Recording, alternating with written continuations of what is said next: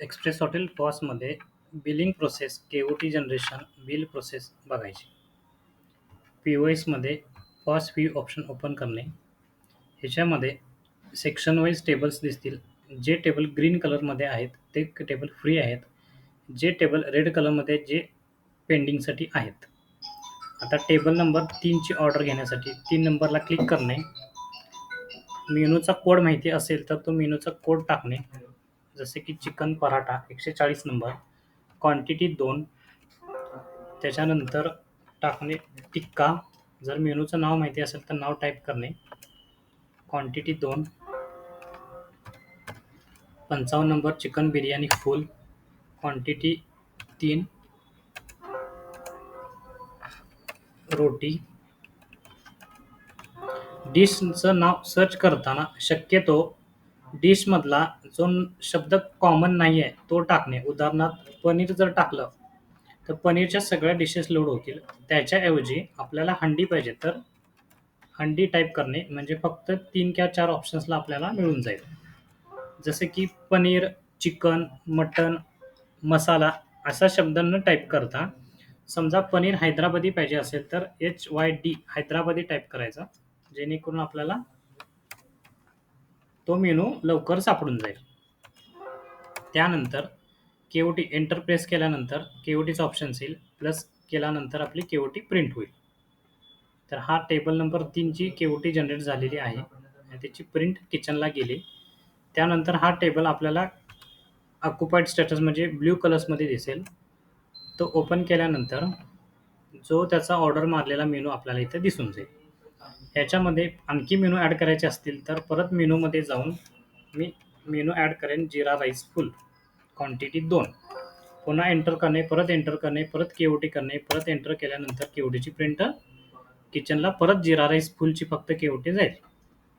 पुन्हा 3 number table open करून आपल्याला त्याच्यामधून काही मेनू कॅन्सल करायचे असतील तर के-ओ-टी कॅन्सल ऑप्शन्समध्ये जाणे. त्याच्यामध्ये मला चिकन टिक्का मसाला कॅन्सल करायचा आहे किंवा रोटी कॅन्सल करायची आहे. एक क्वांटिटी आहे त्यातली एक क्वांटिटी कॅन्सल करायची असेल तर मी टाकली आणि तिथं रिझन विचारेल आणि मग सेव्ह करेल. एंटर प्रेस केलं की ती मेनू कॅन्सल होईल आणि फॉर्म क्लोज होईल. अशा प्रकारे ऑर्डरमध्ये केलेले एखादा मेनू कॅन्सल आपल्याला करता येतो. त्यानंतर त्याच टेबलला आपल्याला जर एखाद्या बिलाला डिस्काउंट बिल जनरेशनच्या अगोदर आपल्याला डिस्काउंट द्यायचं असेल तर आपण डिस्काउंट ऑप्शन्समध्ये जाऊन किती टक्क्यामध्ये डिस्काउंट पाहिजे ते टाकू शकतो. जसं की मी 10% डिस्काउंट दिलं तर त्याचे ₹172 कमी होतील आणि इथं आपण रिझन टाकू शकतो की का डिस्काउंट दिलं. तर त्याच्यामध्ये आपण टाकू रेग्युलर गेस्ट आणि मी सेव्ह केलं. त्यानंतर मला बिल जनरेट करायचं म्हणजे बिल जनरेशन करायच्या बरोबर अगोदर आपल्याला डिस्काउंट देता येईल आणि त्याचं बिल जनरेट करता येईल. आता बिल जनरेट करायसाठी मी F8 प्रेस केलं किंवा माऊसने त्याच्यावरती क्लिक करू शकतो जे आपल्याला बिल जनरेट करायला विचारेल.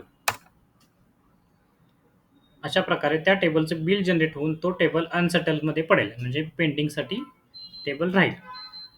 उजव्या साईडला तो टेबल नंबर 3 आपल्याला दिसेल जो 0 मिनिटापूर्वी आपण बिल जनरेट केलेलं आहे आणि त्याचं अमाउंट होते ₹1625. अशा प्रकारे बिल जनरेट झालेलं आहे. त्यानंतर जो बिल कस्टमर वेटर आपल्याकडे घेऊन येईल, कस्टमरकडून पैसे आणि बिल ते आपल्याला पेंडिंगमध्ये आहे, जो आपल्याला सेटल करायचा आहे. ज्याच्यामध्ये तुम्ही कॅश करू शकता, कार्ड करू शकता किंवा यू-पी-आय टाकू शकता किंवा क्रेडिट करू शकता. एखाद्या कस्टमरच्या नावावरती आपल्याला बिल ठेवता येईल. तर आता बिल आपण हे कॅशमध्ये सेटल करूया. अशा प्रकारे हे बिल कॅशमध्ये सेटल झाल्यानंतर तो टेबल पुन्हा फ्री होऊन ग्रीन कलर्समध्ये येईल आणि इथून राईट साईडमधून तो ऑप्शनसुद्धा निघून जाईल. त्याच प्रकारे जे सेटल झालेली बिल आहेत ती आपल्याला बिल रजिस्टर्समध्ये पूर्ण डिटेल्स त्याचे बघता येतील. किंवा बिल नंबर 1, टेबल नंबर 3, 7:26 आपण बिल जनरेट केलं आणि ते कॅशमध्ये सेटल झालेलं आहे. किंवा आपल्याला पे मोड वाईज ऑप्शन्समध्ये कॅशमध्ये किती सेल झाला, कार्डमध्ये किती हे आपल्याला डिटेल कळेल. सोबत त्याच्या आपलं फूड सेल झाला का, लिकर सेल झाला का, हा ऑप्शन सगळा आपल्याला टोटल 1625चा सेल झालेला दिसेल. त्याचसोबत ज्या बिलाला आपण डिस्काउंट दिले, उदाहरणार्थ आता 1 नंबरच्या बिलाला आपण डिस्काउंट दिलं तर ते सुद्धा आपल्याला तिथे दिसेल. किंवा जो मेनू आपण के-ओ-टीमधून कॅन्सल केला, जसं की के-ओ-टीमधून आपण तंदूर रोटी कॅन्सल केलं, तर ते सुद्धा आपल्याला इथं दिसेल. जे टेबल अजून पेंडिंगमध्ये आहेत ते आपल्याला इथं अनसेटल बिल्समध्ये दिसतात.